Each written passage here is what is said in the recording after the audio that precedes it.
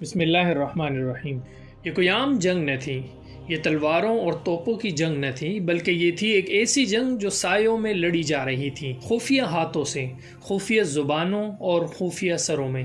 یہ وہ جنگ تھی جس کے بارے میں تاریخ کی کتابیں زیادہ بات نہیں کرتی۔ جب یورپی طاقتیں سلطنت عثمانیہ کو اندر سے کھوکھلا کرنے کی کوشش کر رہی تھی تو سلطان عبدالحمید نے ایک ایسا خفیہ جال بن دیا جس سے نکلنا دشمن کے لیے ناممکن ہو گیا تھا، ایک ایسا نیٹ ورک جو ہر سازش کا پردہ چاک کر دیتا تھا۔ یہ وہ وقت تھا جب سلطنت عثمانیہ زوال کے دہانے پر کھڑی تھی۔ اندرونی بغاوتیں، علیحدگی پسند تحریکیں اور یورپی طاقت کی مداخلت بڑھتی جا رہی تھی۔ روس بلقان میں علیحدگی پسندوں کو مدد دے رہا تھا، برطانیہ عرب قوم پرستی کو ہوا دے رہا تھا اور فرانس شمالی افریقہ میں عثمانیوں کے خلاف سرگرم تھا۔ لیکن سلطان عبدالحمید جانتے تھے کہ جنگ جیتنے کے لیے محض فوجی طاقت کافی نہیں، بلکہ دشمن کے منصوبوں کو پہلے ہی بے نقاب کرنا ضروری ہے۔ یہی وجہ تھی کہ سلطان عبدالحمید نے وہ قدم اٹھایا جو عثمانی تاریخ میں پہلے کبھی نہیں اٹھایا گیا تھا، اور یہ تھا یلدز انٹیلیجنس نیٹ ورک، ایک ایسا جال جو صرف قسطنطنیہ میں نہیں بلکہ لندن، پیرس، بغداد اور قاہرہ تک پھیل چکا تھا۔ سلطان عبدالحمید کے جاسوس یورپ کے شاہی محفلوں، سفارت خانوں اور فوجی ہیڈ کوارٹرز تک گھس چکے تھے۔ بعض نے اخبار نویسوں کا روپ ڈھال لیا تھا، کچھ یورپی حکومتوں میں نوکری حاصل کر چکے تھے اور کچھ تو چرچ میں پادری بن کر خفیہ اطلاعات جمع کر رہے تھے۔ قسطنطنیہ کے بازاروں، قہوہ خانوں اور حتیٰ کہ دربار میں بھی ایسے افراد تھے جو ہر مشکوک سرگوشی سلطان عبدالحمید تک پہنچا رہے تھے۔ یہ وہ لوگ تھے جو بظاہر عام شہری لگتے مگر در حقیقت سلطان کے سب سے قیمتی محافظ تھے۔ یہ نیٹ ورک محض اطلاعات جمع کرنے تک محدود نہیں تھا،